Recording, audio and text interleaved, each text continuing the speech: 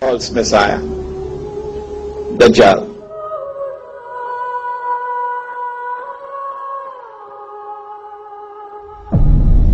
This is the United States of America. When did it happen?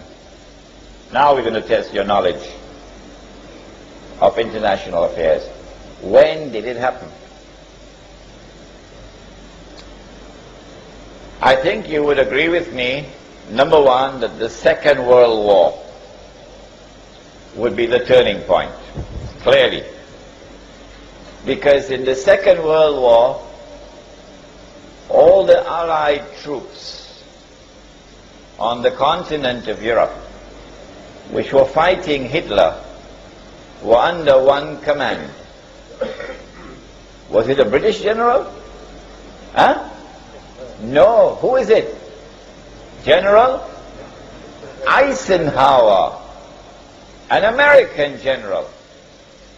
And so here is tangible evidence that the United States has now taken over from Britain as a senior partner. Evidence number two. At the end of the Second World War, in 1945, the international community came together in a conference in Bretton Woods in upstate New York to create a new international monetary system. Prior to this, Britain, London, was the financial capital of the world. Ever since the Bank of England was established maybe 200 years earlier, London was the financial capital of the world. And the ruling currency in the world was the British sterling pound. His Majesty the sterling pound. But now at Bretton Woods something strange happens. The Bretton Woods Agreement confers upon the US dollar the status of the ruling currency. And the Bretton Woods Agreement confers upon Washington the status of the financial capital of the world. Because the International Monetary Fund is now located in Washington. The British didn't like that at all. The World Bank is located in Washington. The British didn't like that at all. So here is the second tangible evidence that Britain has now conceded and the United States has now taken over as the ruling power in the world. And then came a third and even more dramatic evidence. In 1952, a revolution took place in Egypt, and the Egyptian king Farouk was overthrown by the military. The military put General Muhammad Najib as the president. But he was like a figurehead really, because there were a group of officers who really controlled the thing. Muhammad Najib remained as the president from 1952 until 1956. But in 1955, there was a very important conference of Asian and African states which took place in a city in Indonesia. Which one?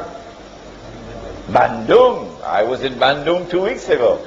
Bandung, water in Bandung very cold. When you take your bath in the morning, very cold water.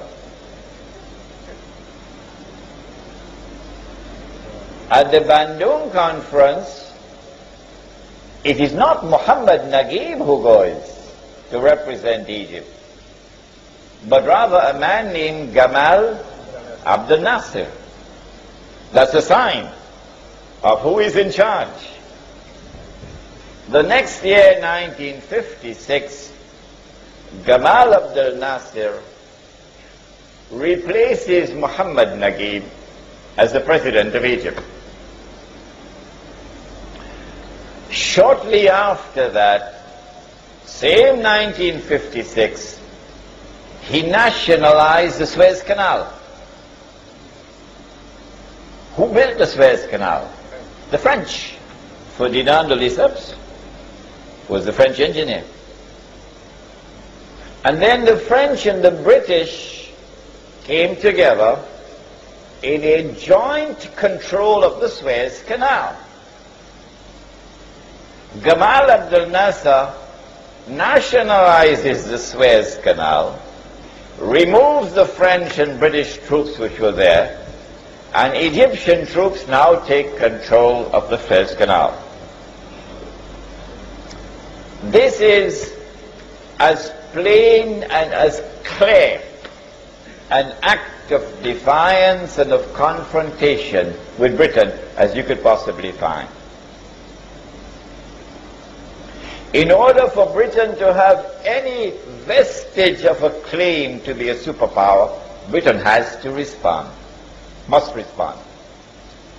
Well, what Britain did was, strangely, mysteriously, Britain kept the United States out. And the British and the French joined with Israel. And these three countries invaded Egypt. They landed in Suez and they took control of Suez. And the Israeli army swept through the Sinai Peninsula and took control of the whole of Sinai. And the Israeli army reached to the Suez Canal.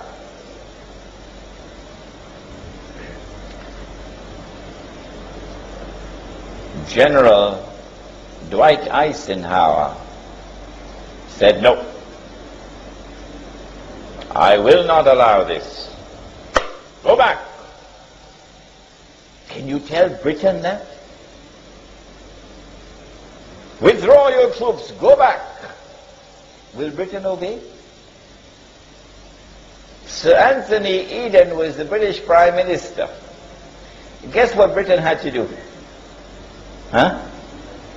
Britain had to withdraw its troops. And France had to withdraw its troops. And the state of Israel had to withdraw its troops back to Israel. Because the American president said, "No, I will not permit it. Go back." So here you have the third, the most dramatic of all evidence that the United States of America has now taken over from Britain as the ruling power in the world. And that the United States of America still has this strategic relationship with the State of Israel. I have taken pains to mention dates because I want you to calculate. That was a day like a year, and this is a day like a month. What comes after this? Now is the time you have to think. And if out there in Indonesia they could understand it so easily and so quickly, grasp it so quickly, there is no reason why you cannot.